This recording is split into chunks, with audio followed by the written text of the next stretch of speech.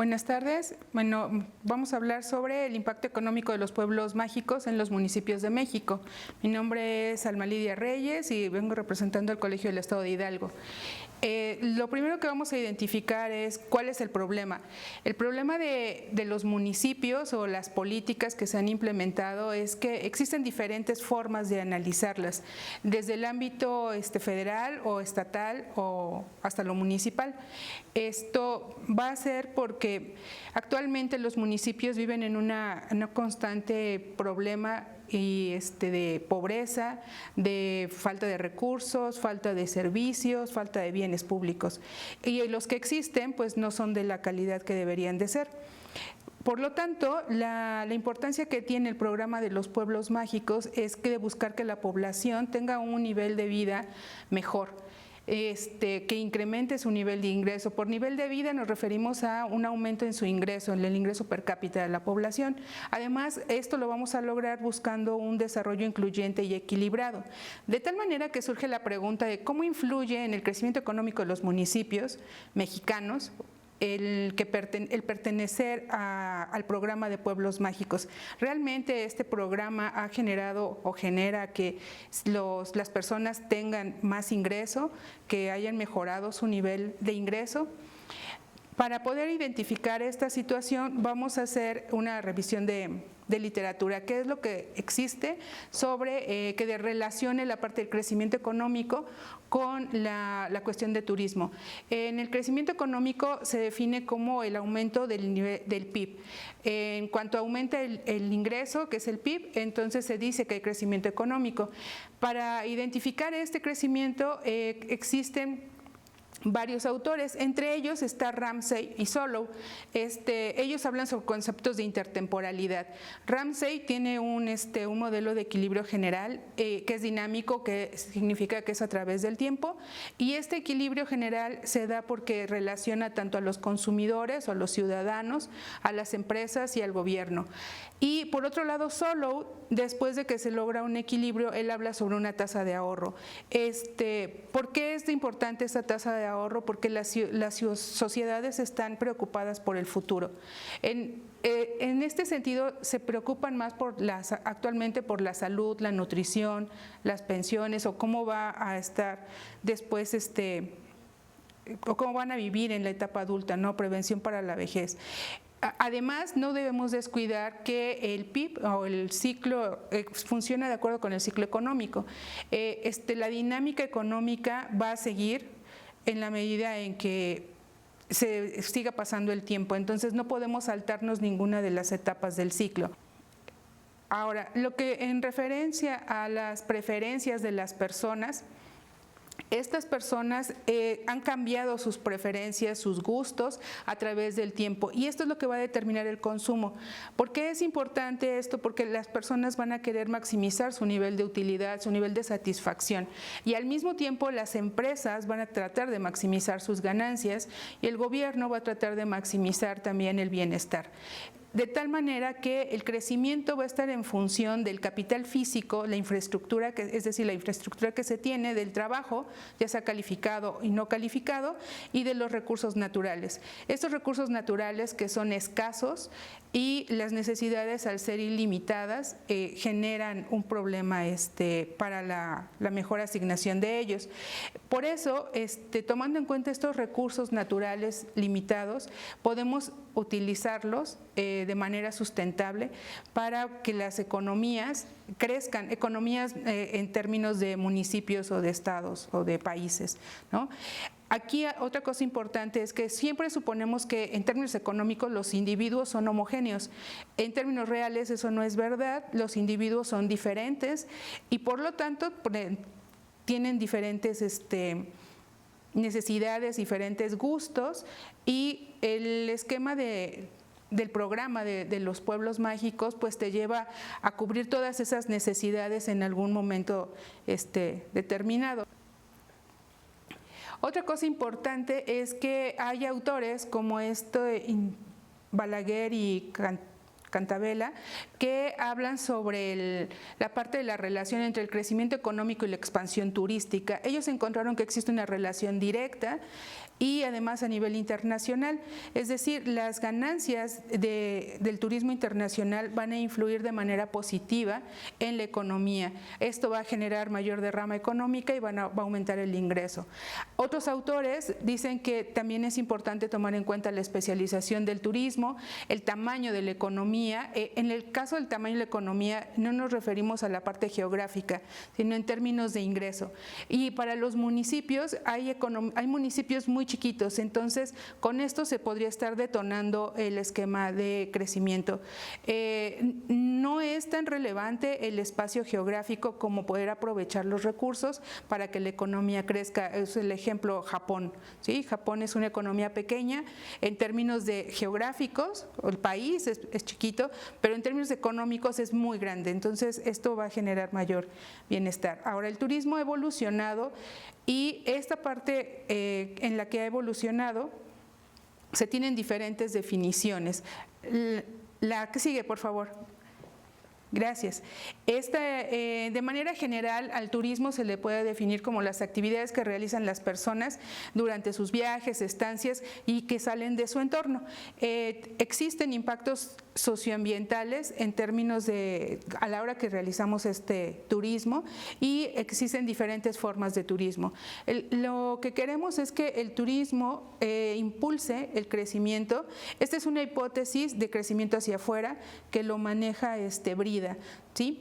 Además, existe gasto turístico. El gasto turístico se divide en directos, indirectos e inducidos. El gasto directo es cuando nosotros llegamos a comprar a cualquier, vamos de vacaciones o vamos de fin de semana y compramos y eso genera recursos para las personas. Los indirectos son las demandas que se generan una vez que ya se hicieron compras, porque las personas del pueblo o del municipio se dan cuenta que qué es lo que más demandan y se van adaptando. Y después la parte inducida, los gastos inducidos son cuando se logran estas dos relaciones entre la parte del gasto directo y la parte de la generación de demandas. Todo esto tiene que ver con la oferta y la demanda de los bienes, ¿no? Que son tangibles y servicios y los intangibles. Por lo tanto, debemos tomar en cuenta o se debe tomar en cuenta el destino turístico. Esto en función de la dimensión física y las condiciones, la cadena de producción, que es en términos de qué pasa con el sector privado y la industria turística, y el marco institucional. Aquí es donde intervienen las instituciones públicas. En términos de las instituciones públicas va a ser importante porque se ha mostrado una evolución de la política turística. Ellos son los que hacen las políticas. En el caso de México, de acuerdo con Rosas, entre otros, menciona que se divide en tres partes, ¿no? La parte fordista, en la que decía que el gobierno dice que el turismo es el que debe sostener a la economía. Y después evoluciona a la parte postfordista, en donde empieza una nueva era del turismo y entonces tiende hacia la globalización, y la globalización cambian los patrones de consumo, hay que adaptarse y de lo contrario no va a poder crecer. Y finalmente llega la nueva política turística. Esta nueva política involucra la parte de la administración local, la administración nacional y los gobiernos supranacionales. Aquí es donde empezamos a ver la importancia de los municipios. Los municipios son los que están más cerca de los ciudadanos, o sea, el ayuntamiento, y por lo tanto tienen que llegar las demandas de los ciudadanos a ellos y de esa manera poder crecer y hacer más políticas económicas o políticas públicas o sociales. De esta forma surge el programa Pueblos Mágicos. O sea, el programa surge como una estrategia gubernamental buscando apoyar a las comunidades rurales. Esto a través del desarrollo incluyente, turismo sustentable, turismo alternativo, y sin perder las cuestiones culturales y económicas, siempre van a ser prioridad de esto.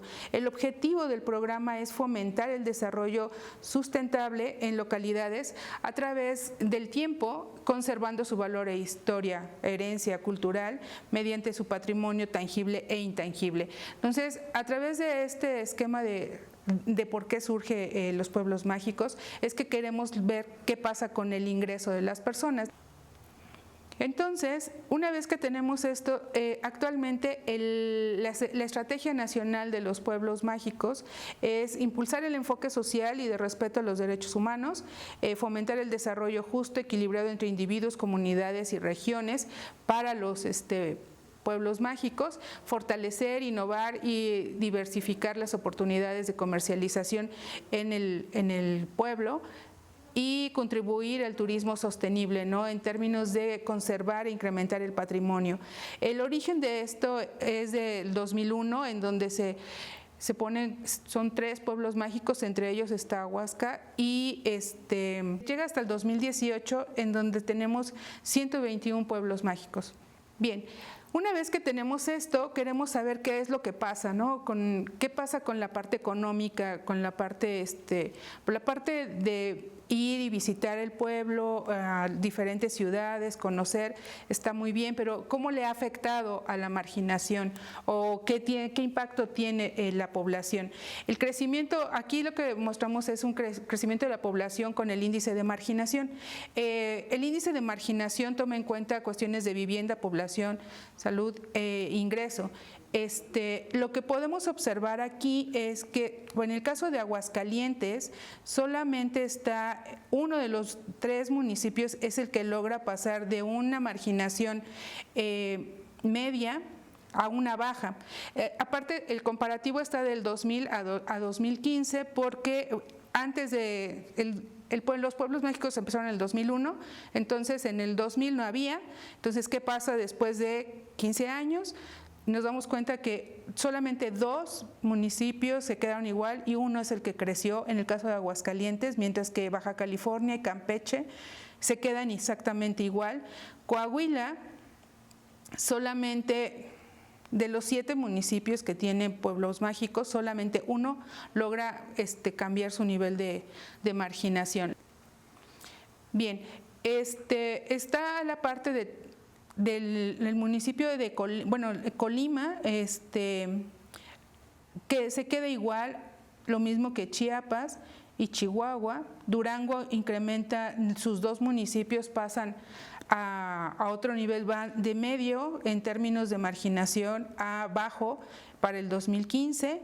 El caso de Hidalgo es representativo porque de los 5 municipios que son pueblos mágicos, 3 han logrado cambiar de tener una alta marginación a media o de baja a muy baja marginación. Entonces eso es importante. Además nos damos cuenta que no es de la noche a la mañana, el programa no funciona así, o sea, es a través del tiempo, y que veamos qué es lo que se puede generar, ¿no? Cómo podemos ayudar o coadyuvar para que podamos seguir creciendo.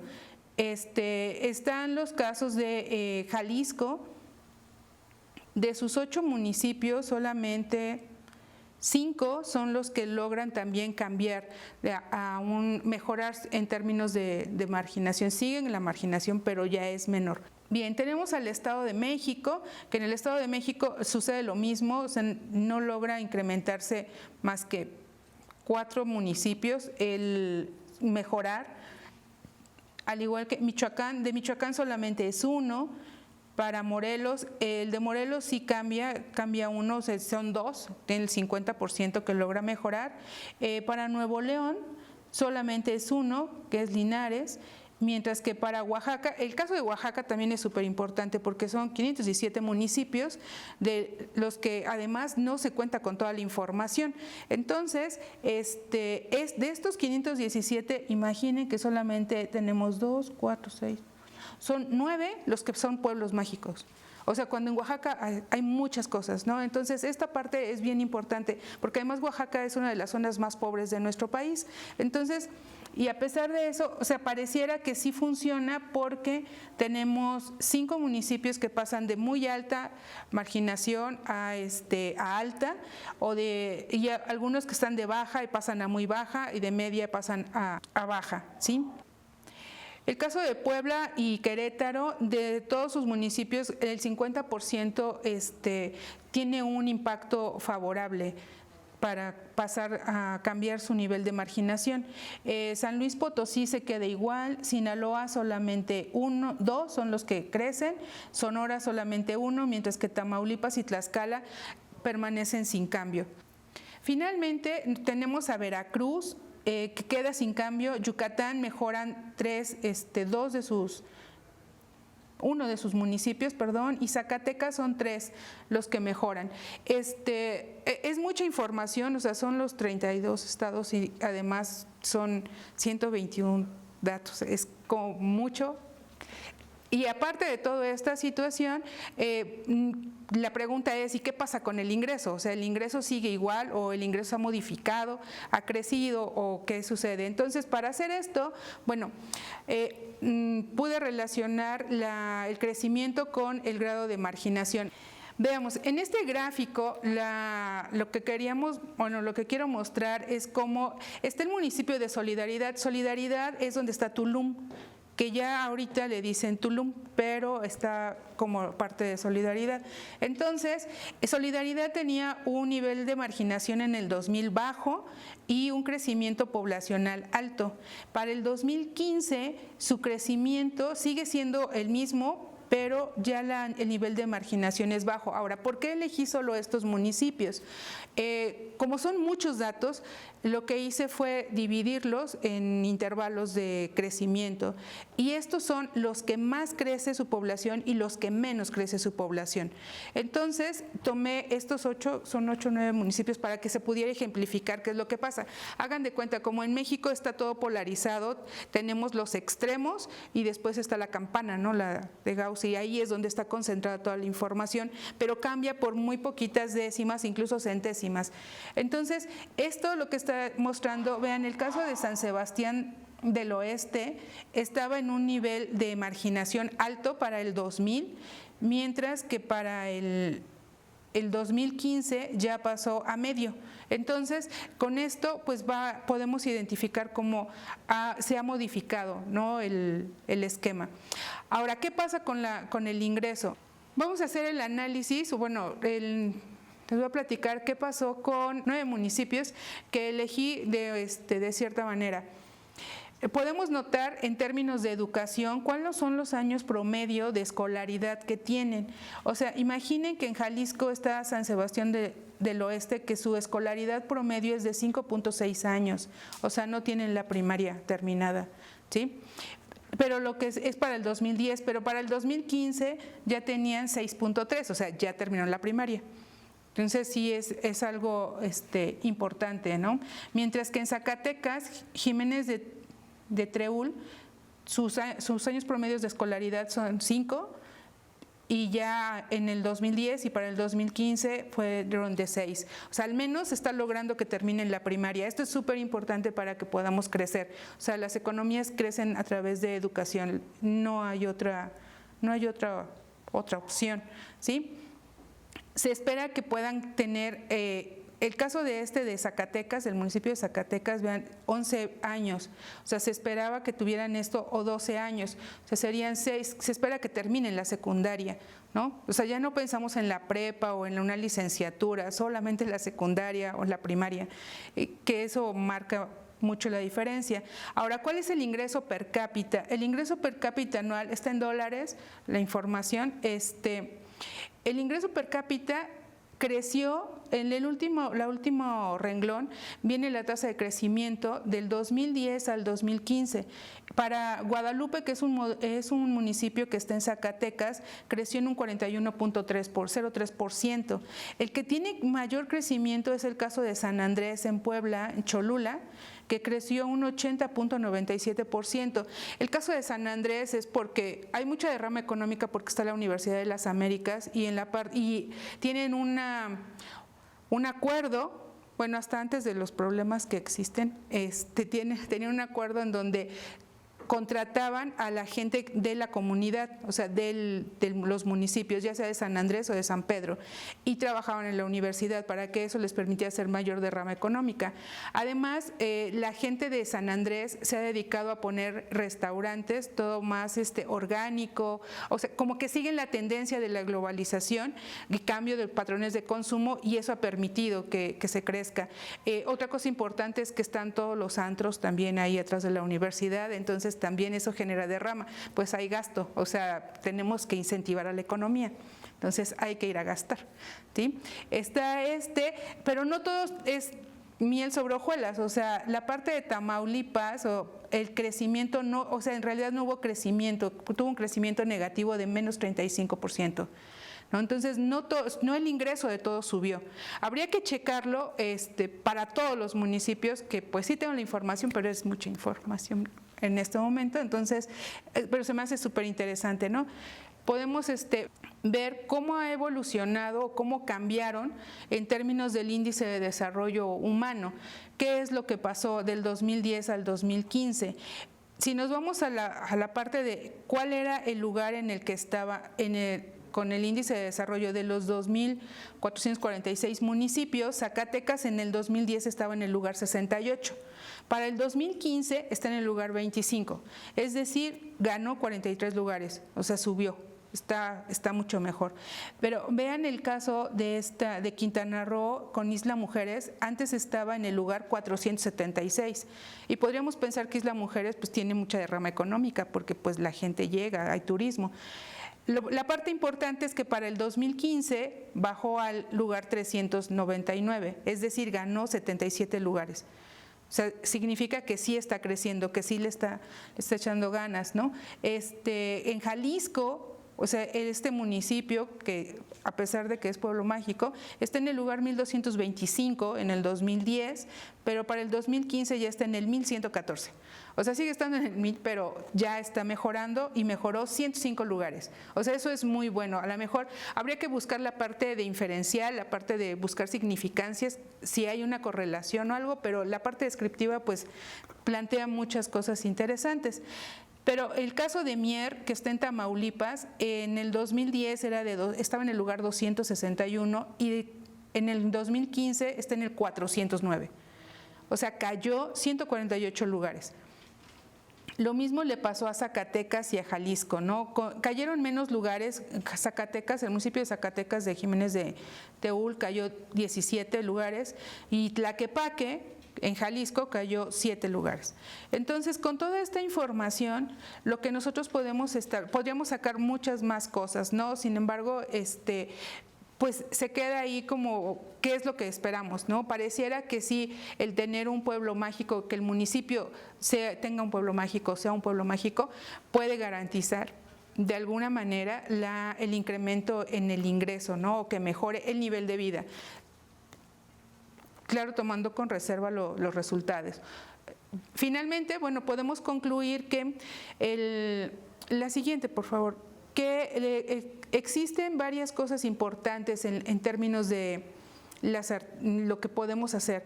Uno es fijarnos en las artesanías, qué pasa con las personas, los ciudadanos, la cultura, la tradición. Las artesanías es importante y es importante también el esquema. En México, por ejemplo, el caso de Puebla, hay una comunidad que hace ropa típica y todo lo bordan con chaquira. O sea, y cuentan historias, ¿no? El asunto con la chaquira es que es súper pesado, pero aparte de eso, la gente no está dispuesta a cambiar la forma de las blusas. Son cuadradas. Entonces puede estar muy bonito el bordado, pero es cuadrado. Entonces no, y cuando le dices que cambie el modelo, no quiere, porque es tradición y es eso. Y las personas que sí quieren son los que son menos grandes o más jóvenes y tienen que convencerlos, ¿no? Pero nos contaba una señora que le pagan a 15 pesos la hora por bordado. O sea, no puede ser. O sea, 15 pesos. Y dice que es caro. O sea, digo, no es caro, es muy barato, sus ojos están yendo ahí, ¿no? Entonces, esa cuestión va a ser bien importante, ¿no? ¿Qué quieren las personas? ¿Cómo llegar a ellas? Y hacerles ver que si no cambian y no le dan un giro a esto para adaptarse a los cambios en los patrones de consumo, pues no importa qué haga, porque tampoco es solamente cuestión del gobierno o de las empresas, pues también tenemos que poner de nuestra parte. Entonces, tenemos que buscar interacción entre el sector público, los medios de comunicación, ¿no? Hacer cuestiones de difusión como este caso, buscar políticas transversales en términos de ver qué piensa el gobierno, ver qué piensan los privados, ver qué piensa la parte privada, la parte de las empresas, la parte internacional, los ciudadanos, al igual que buscar que el liderazgo de las personas. A lo mejor si hay intención de crecer, pero ¿quién es su líder? ¿Cómo lo motiva? ¿Qué le va a llevar? ¿Qué le convence, no? Buscar productos que sean sostenibles, tomar en cuenta la parte gastronómica, la naturaleza, poder, se va a oír feo, explotarla en buen sentido, o sea, ser conscientes, volvernos conscientes.